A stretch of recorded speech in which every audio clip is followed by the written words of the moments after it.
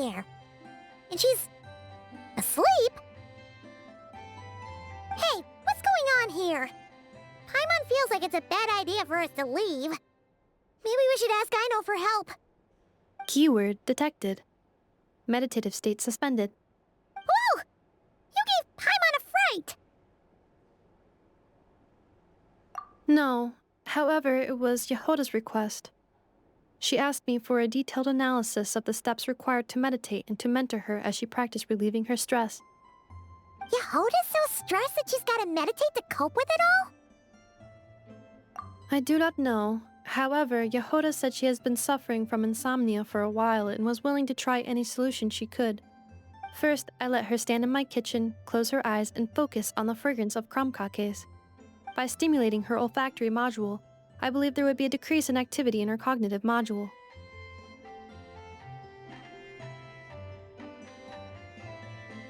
It successfully stimulated her appetite.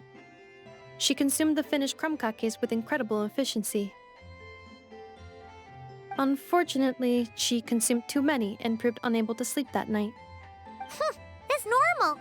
We're not robots like you, after all. The more we smell food, the more we want to eat it. That is indeed true. Afterwards, I try to have her perform intense mental or physical exercises before bed. For example, cutting lumber, jogging, doing push-ups, boxing, and so on. Her body should have been able to enter sleep mode more easily following such sizable expenditures of energy. It did not. She finished half her exercises, realized she had an unfinished commission, and so rushed off to complete it. After she returned, she crouched down in a corner, hugging her knees, and said, I was so tired from all that training. My legs gave out while guiding my clients through the ruins. I basically crawled the whole way. If Boss Neff finds out, I'm dead meat. Following this, she was once more unable to sleep. In the end, we decided to give meditation another try. Boss Neff. No, wasn't me. Didn't steal your tea. Ugh. Seems like the meditation was pretty effective. Yehoda's fast asleep. I do not think Yehoda's sleep is related to her meditation. First of all, the meditation steps I analyzed are not suitable for her. The goal of meditation is to enter a deep state of tranquility, which can be used to enhance self-awareness. For an ordinary person, this deep state is close to dozing. For me, this would be closer to a low-power standby mode, where one cuts power to certain components. That said, were we to shut down some of Yehoda's components, I believe it would pose a threat to her personal safety. So, meditation wasn't supposed to work, but Yehoda fell asleep anyway? Could she have been so tired that she just passed out? In truth, I do not understand either.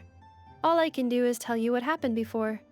When Yehoda lay down and tried to fall asleep through meditation, she suddenly said to me, "Don't run off too far, or I might get ambushed in my sleep. And then I'd be dead meat." I answered her, "Very well, I will remain here by your side." After that, like I do with Aino every night, I held Yehoda's hand as she slept. After a while, she did, indeed, fall asleep. Dummy robot. This is something I did myself. Yes. And if either of you need help sleeping, please consult me at any time. However, do note that I can only hold 2 hands at once. Oh, by the way, I have leftover krumkake bolts from the batch I made earlier. I gave one to Yehoda. You can have the other. Goodbye. I hope you have sweet dreams tonight.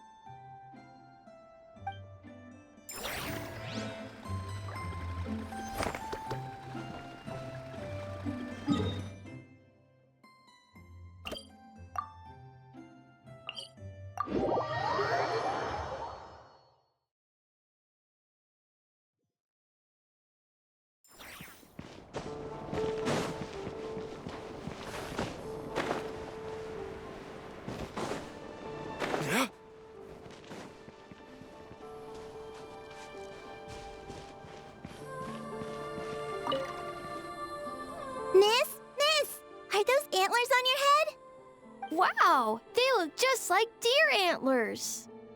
I bet they are. Just like us Frost Moon Scions.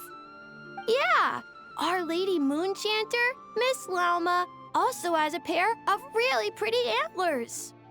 I don't fully understand what's going on, but I'm quite sure my horns and hers aren't the same thing.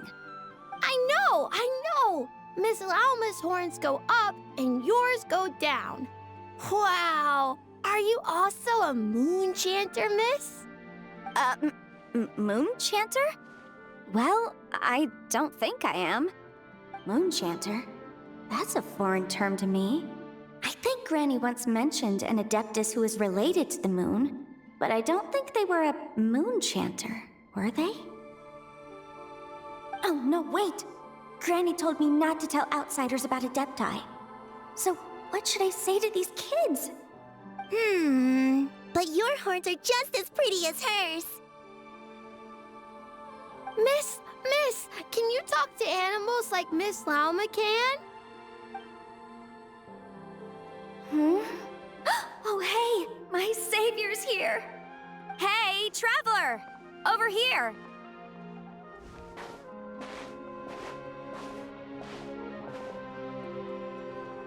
Let's skip that first. I need you to save me right now. If these kids keep asking me questions, I won't be able to hide my identity as an Adeptus for much longer. Ina, Kari, it's good to be welcoming to our guests, but if you ask too many questions, you may come off as impolite. Miss Lama! Yeah, you're right. Sorry, Longhorn Miss. We asked too many questions. Sorry. It's just that we've never seen someone from outside the Scions with horns, so... All right. Come, Ina, Kari. You two should go home. I saw your parents on the way here. They must be worried sick searching for you. They're searching? Oh no! It's way past dinner time! We're dead meat. Daddy's going to scold me. Bye-bye, Miss Lama. And bye-bye, Longhorned Miss. Oh, thanks for your help, Lauma. I don't know how I would have wriggled out of this otherwise. I should have stayed in the library to search for information like you advised. Didn't think I'd be ambushed the instant I stepped outside. No need to blame yourself, Yanfei. The children are merely curious beyond their years and unaccustomed to seeing outsiders with horns. I apologize on their behalf for the discourtesy. It's fortunate that the Finches came to tell me you were surrounded by Ina and Kari. It seems my arrival proved timely. It's all right. I should have known better. That we are. Yanfei came to visit us Frost Moon Scions 2 days ago, saying that she wished to gather some reading materials. Since she came to study, I invited her to stay. Lauma's been a big help. I've gleaned lots of valuable information from the Scion's library. Maybe even stuff that'll give Shinobu a surprise. You're too kind, Yanfei. You were merely browsing our archives and writing down some of our customs. Although, I do not understand these borders of law you mentioned. As long as your time here has proven fruitful, then all is well. The borders of law are essentially... On second thought, it's not the sort of thing where a short explanation will suffice. Once the book's done, we'll just send you a few copies. It should be clear once you read it. It's a universal law book that should be concise, engaging, informative, and easy to understand. We'll cover legal concepts, as well as the regulations present in many nations. Is that so? Well, then I look forward to reading your work, Yanfei. I believe the children will be interested too. I promise it'll be interesting. I guess I should head back to the library and continue my transcribing for now. See you both around. I hope our Adeptus finds what she's looking for. She told me everything on her first visit. I must admit, seeing an Adeptus with horns fills me with a sense of familiarity. I listened to her many stories of Liua's Adepti, and in exchange I granted her access to our library. In that, she has thus far proved most rule-abiding. A praiseworthy virtue, I must say. Is that so? Well, that's wonderful. She did mention a certain white horse Adeptus while telling me of Liua's legends. If memory serves, our books do chronicle a divine envoy who once dwelled on the moon. Now, do not concern yourself overly with a mere flight of fancy on my part. But now that we have broached the subject, far apart though Liua and KRAI might be, both have always bathed in the moonlight. I pray that the people of Liua may also be blessed by the moon and lead lives of peace and prosperity.